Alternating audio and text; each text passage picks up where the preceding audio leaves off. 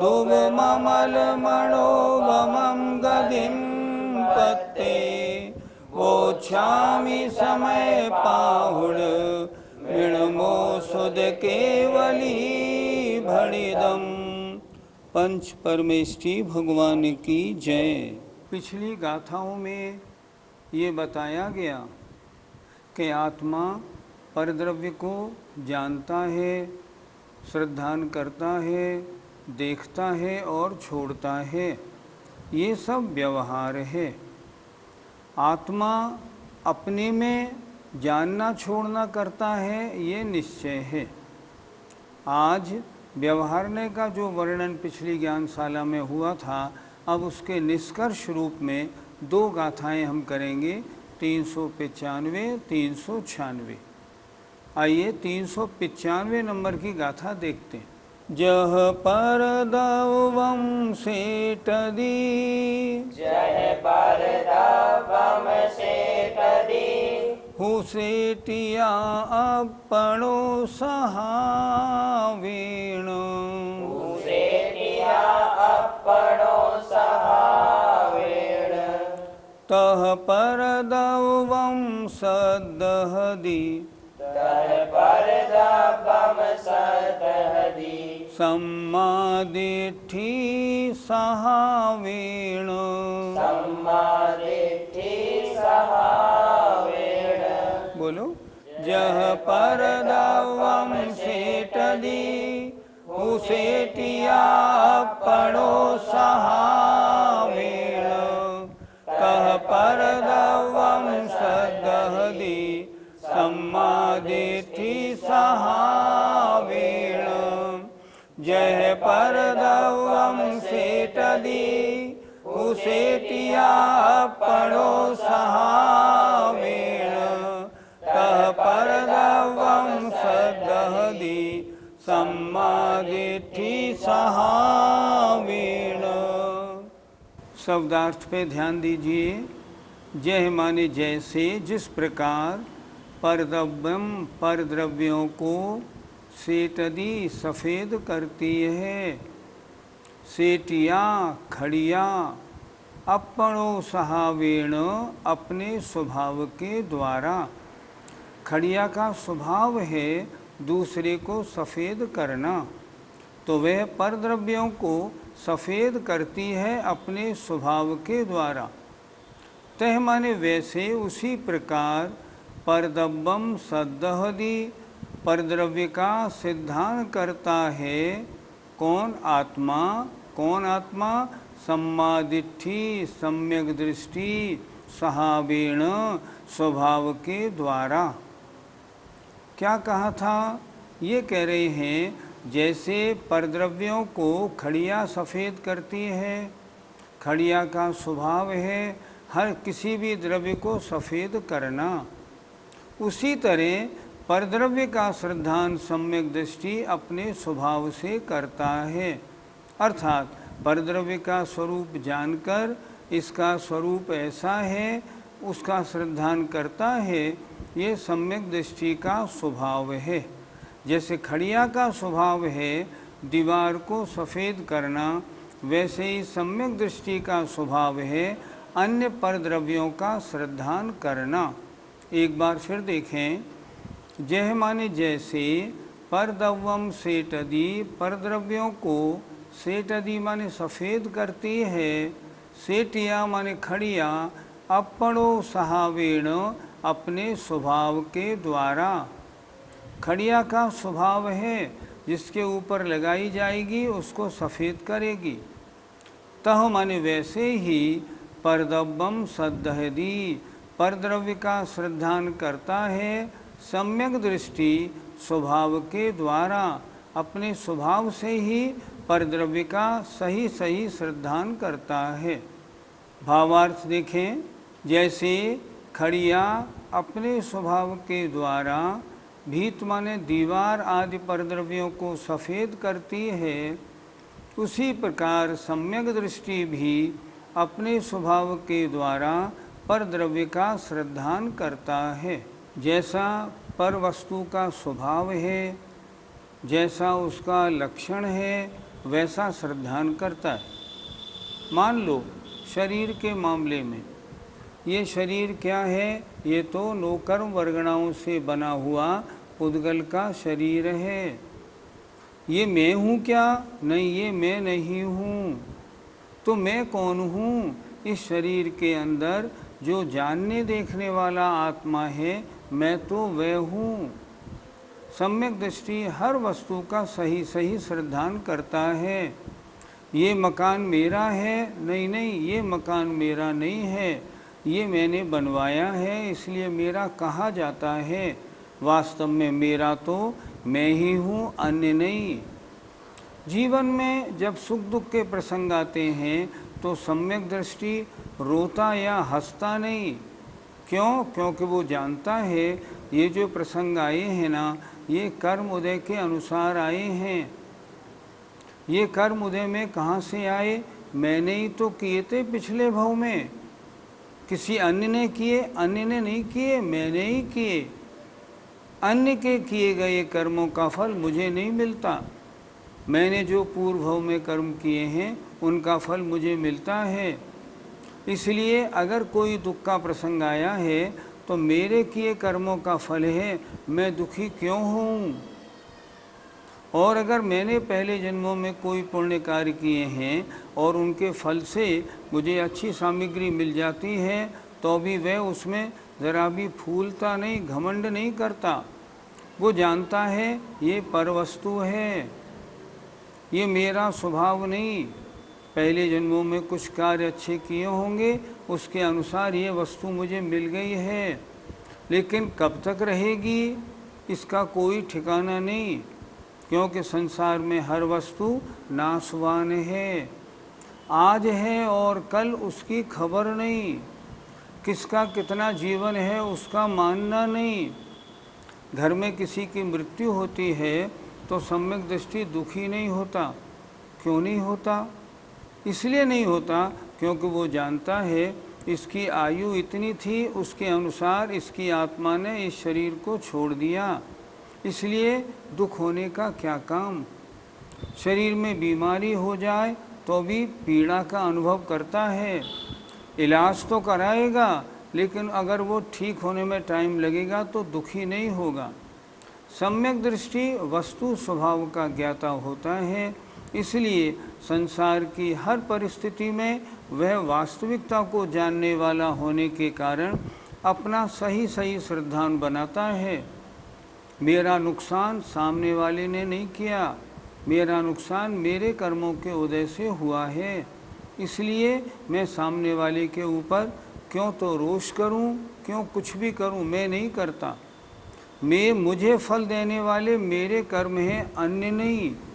सम्यक दृष्टि की सारी चर्या, सारा श्रद्धान बिल्कुल आगम के अनुसार ठीक होता है। अगर कोई उससे कहे भैया दुखी हो, इन देवी देवताओं को पूज लो, तो वह स्पष्ट बोलता है मुझे सुख दुख मेरे कर्मों के अनुसार मिला है। अगर मेरे असाता का उदय है, कोई देवी देवता इसको साता में बदलने वाला नहीं, और मेरे साता का उदय है तो कोई देवी देवता असाता नहीं कर सकता। इसलिए मैं तो जो कुछ भोग रहा हूँ मेरे पूर्व जन्म में किए गए कर्म हैं। सम्यक दृष्टि का श्रद्धान तो वास्तव में आगम के अनुसार बिल्कुल ठीक ठीक होता है।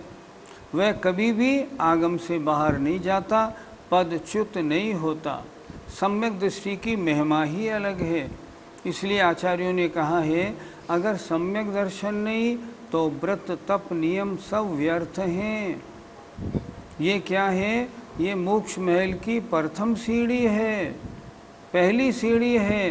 पहले सम्यक दर्शन हो तब तो आगे की बात बने, नहीं तो बने कैसे बने। इसलिए सम्यक दृष्टि का श्रद्धान आगम के अनुसार जैसी वस्तु है तदनुसार होता है। पंडित जी, फिर सम्यक दृष्टि की परिणति कभी कभी गलत क्यों देखी जाती है? सम्यक दृष्टि की परिणति कभी कभी गलत देखी जाती है, ये आपने ठीक कहा। जैसे रामचंद्र जी जब सीता गुम गई ना, तो पर्वतों से, पहाड़ों से, पेड़ों से पूछ रहे थे मेरी सीता कहाँ गई। लक्ष्मण मर गए थे, फिर भी 6 महीने उसको कंधे पर रख के घूमते रहे। सम्यक दृष्टि की परिणति ऐसी क्यों हुई? आपका कहना प्रश्न बिल्कुल ठीक है। इसका कारण क्या है कि ऐसे जीवों के जितनी कषायों का उदय रहता है, अगर वे कषायें तीव्र उदय में आती हैं तब उनकी ऐसी क्रियाएं देखी जाती हैं। माना रामचंद्र जी व्रती थे, अगर व्रती थे तो उनके अनंतानुबंधी अप्रत्याख्यान का अनुदय था, प्रत्याख्यान का उदय था। तो प्रत्याख्यान के तीव्र उदय में अगर ये परिणति मानी जाए तो मानी जा सकती है, लेकिन प्रत्याख्यान के उदय में तो 15 दिन तक होनी चाहिए थे, उससे ज़्यादा नहीं। इसका मतलब उस समय, जिस समय ये सारी घटना हुई, उस समय तक व्रती अवस्था नहीं थी, गुणस्थान चौथा था। सुनते हैं छायक सम्यक दृष्टि थे, लेकिन छायक सम्यक दृष्टि थे फिर भी ऐसी परिणति क्यों हुई? इसलिए हुई अप्रत्याख्यान वर्ण कषाय के तीव्र उदय में आत्मा में ऐसी परिणति देखी जाती है। ये दोष सम्यक्त का नहीं, सम्यक्त ढीला नहीं पड़ा, सम्यक्त तो क्षायिक था। विरोधी प्रकृतियां सारी नष्ट हो चुकी थी। जब नष्ट हो चुकी थी फिर ऐसी परिणति सम्यक्त के कारण क्यों होगी? सम्यक्त में ढीलापन नहीं। ढीलापन क्यों आया? अप्रत्याख्यान वर्ण के तीव्र उदय से आया। ऐसा तीव्र उदय कषायों का अन्य और गुणस्थानों में भी देखा जाता है। और जब कषाय का तीव्र उदय होता है तब ऐसी अवस्थाएं, ऐसी क्रियाएं देखने को मिलती हैं जिनको देखकर आश्चर्य होता है, ऐसा कैसे हो गया? लेकिन होता है, कारण कषायों का तीव्र उदय। इसीलिए तो चतुर्थ गुण स्थान में भी 6 लेश्याओं का व्याख्यान मिलता है। चतुर्थ गुण स्थान में क्या कृष्ण लेश्या नहीं होती? होती है। क्या नील लेश्या नहीं होती? होती है। और उसमें परिणाम कैसे होते हैं? अन्य को मारने तक के परिणाम बन जाते हैं। देखो, भरत चक्रवर्ती ने चक्र चला दिया, थे छायक सम्यक दृष्टि, ऐसा दूसरे को जान से मारने के परिणाम कैसे बन गए? ऐसे बन गए, अप्रत्याख्यान वर्ण कषाय का तीव्र उदय था इसलिए बन गए।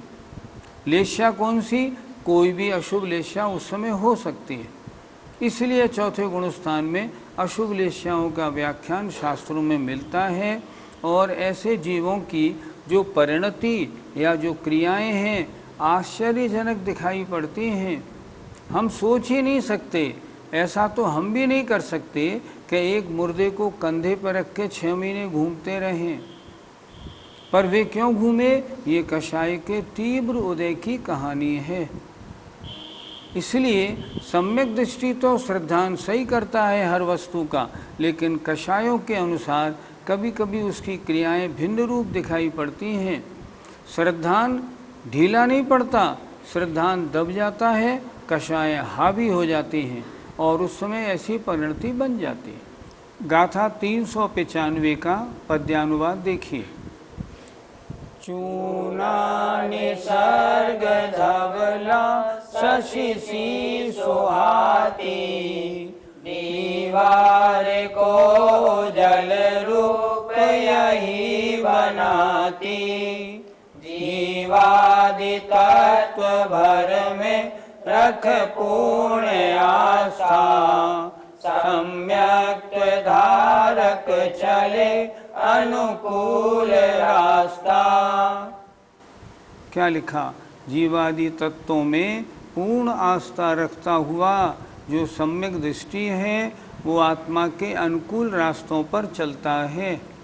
सम्यक दृष्टि उसके अनुकूल जैसी प्रवृत्ति होनी चाहिए वैसी प्रवृत्तियों में रहता है। आइए गाथा 396 देखते हैं। ऐसो बवहार सदु, ऐसो बवहार सदु, विणिच्छौणाण दंसन चरिते, विणिच्छौणाण दंसन चरिते, भणिदो अण्णे सुवी, भणिदो अण्णे सुवी, पज्जये सुएमेवणा,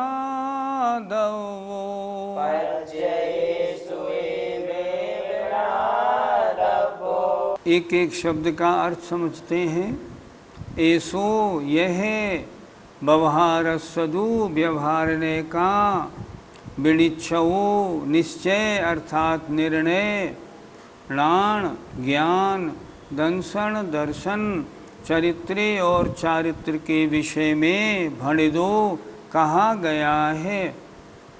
आचार्य कह रहे हैं ऊपर जो हमने पूरे जो 10-12 गाथाएं कही वो ज्ञान दर्शन चारित्र के बारे में पहले निश्चय की व्याख्या की, बाद में ये व्यवहारने के बारे में बताया।